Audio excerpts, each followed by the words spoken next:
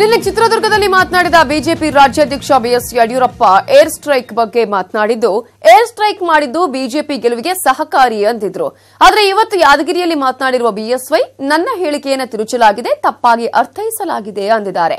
ದೇಶದಲ್ಲಿ ಬಿಜೆಪಿ ಪರ ಅಲೆ ಇದೆ ಅಂದಿದ್ದೆ, ಕೆಲ ತಿಂಗಳಿಂದ ಬಿಜೆಪಿ ಪರ ಅಲೆ ಇದೆ ಅಂತ ಇದ್ದೇನೆ, ಆದರೆ ನನ್ನ ಹೇಳಿಕೆಯನ್ನು ತಿರುಚಲಾಗಿದೆ ಅನ್ನುವ ಮೂಲಕ ಮಾಧ್ಯಮಗಳ ಮೇಲೆ ಬಿಎಸ್ವೈ ಗೂಬೆ ಕೂರಿಸಿದ್ದಾರೆ. ಆದರೆ ಬಿಎಸ್ವೈ ಹೇಳಿಕೆಗೆ ಸಿಎಂ ಕುಮಾರಸ್ವಾಮಿ ತಿರುಗೇಟು ಕೊಟ್ಟಿದ್ದಾರೆ. 40 ವರ್ಷಗಳ ನಂತರ ಪ್ರಧಾನಿ ನರೇಂದ್ರ ಮೋದಿ ಅವರ ಧೈರ್ಯದಿಂದ ಏನು 42 ಜನ ನಮ್ಮ ಯೋಧ ಸೈನಿಕರು ಹುತಾತ್ಮರಾದರು, ಒಂದೊಂದು ತೊಟ್ಟು ರಕ್ತಕ್ಕೂ ನಾನು ಸೇಡು ತೀರಿಸ್ಕೊಳ್ತೇನೆ ಅಂತ ಪ್ರಧಾನಿ ಹೇಳಿದರು. ಅದನ್ನು ಮಾಡಿ ತೋರಿಸ್ತಾ ಇದ್ದಾರೆ. ಇಡೀ ದೇಶದ ಜನ ಇದನ್ನು ಸ್ವಾಗತ ಮಾಡಿದ್ದಾರೆ, ಸರ್ವ ಪಕ್ಷಗಳು ಸ್ವಾಗತ ಮಾಡಿದ್ದಾರೆ, ಯುವಕರು ಕುಣಿದು ಸಂಭ್ರಮಿಸ್ತಾ ಇದ್ದಾರೆ. ಇದೆಲ್ಲದರ ಪರಿಣಾಮ ನಾಳೆ 22 ಲೋಕಸಭಾ ಸೀಟ್ ಗೆಲ್ಲೋದಕ್ಕೆ ಕೆಲಸ ಭಾರತೀಯ ಜನತಾ ಪಾರ್ಟಿ ಹಿಂದೆನೂ ಮಾಡಿಲ್ಲ, ಮುಂದೆನೂ ಮಾಡೋದಿಲ್ಲ. ಇದು ಇಡೀ ದೇಶ ಒಂದಾಗಿ ಮಾಡಬೇಕಾಗಿರುವಂಥ, ಒಗ್ಗಟ್ಟಾಗಿರಬೇಕಾದಂಥ ಸಂದರ್ಭ ಇದು. ನನ್ನ ಮಾತನ್ನೇನು ಅಪಾರ್ಥ ಮಾಡಿಕೊಂಡು ಯಡಿಯೂರಪ್ಪನವರೇನು ಬೇರೆ ಹೇಳಿದ್ರು, ರಾಜಕೀಯ ಲಾಭ ಮಾಡ್ಕೊಳ್ಳೋಕೆ ಹೊರಟಿದ್ದಾರೆ ಅನ್ನೋ ಮಾತು ಕೇಳ್ತಾ ಇದೆಯಲ್ಲ, ಇದಕ್ಕೆ ಸತ್ಯ ದೂರವಾದಂಥದ್ದು. ಆ ರೀತಿ ನಾನು ಯಾವುದೇ ಮಾತನ್ನು ಆಡಿಲ್ಲ.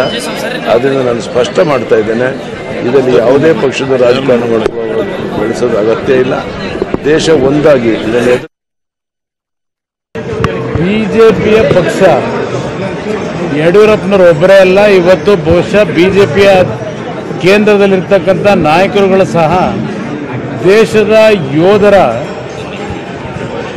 ಜೀವದ ಜೊತೆ ಚೆಲ್ಲಾಟ ಆಡ್ತಾ ಇದ್ದಾರೆ ಅಂತಕ್ಕಂಥದ್ದು ನನ್ನ ಅಭಿಪ್ರಾಯ. ಯಡಿಯೂರಪ್ಪನವ್ರ ಹೇಳಿಕೆ ನೋಡಿದಾಗ ಇವತ್ತು ಅಮಾಯಕ ಯೋಧರನ್ನ ಬಲಿ ತೆಗೆದುಕೊಳ್ತಕ್ಕಂಥವ್ರ ಮುಖಾಂತರ ಅವರ ಒಂದು ಕಾರ್ಯವನ್ನು ನಿರ್ವಹಣೆ ಮಾಡ್ತಕ್ಕಂಥದ್ರಲ್ಲಿ ಅವರ ಜೀವ ತೆತ್ತು ಈ ದೇಶದ ರಕ್ಷಣೆಯನ್ನು ಮಾಡ್ತಕ್ಕಂಥ ಯೋಧರನ್ನು ದುರುಪಯೋಗ ಪಡಿಸ್ಕೊಂಡು ಇವತ್ತು ಇಂಥ ಒಂದು ಕೀಳು ಮಟ್ಟದ ರಾಜಕೀಯದ ಮುಖಾಂತರ ಅವರ ಒಂದು ಪಕ್ಷದ ಒಂದು ಬೆಳವಣಿಗೆಗೋಸ್ಕರವಾಗಿ ಹಲವಾರು ಯೋಧರ ಕುಟುಂಬಗಳ ತಂದೆ ತಾಯಂದ್ರನ್ನ ಅನಾಥರನ್ನು ಮಾಡ್ತಕ್ಕಂಥದ್ದು.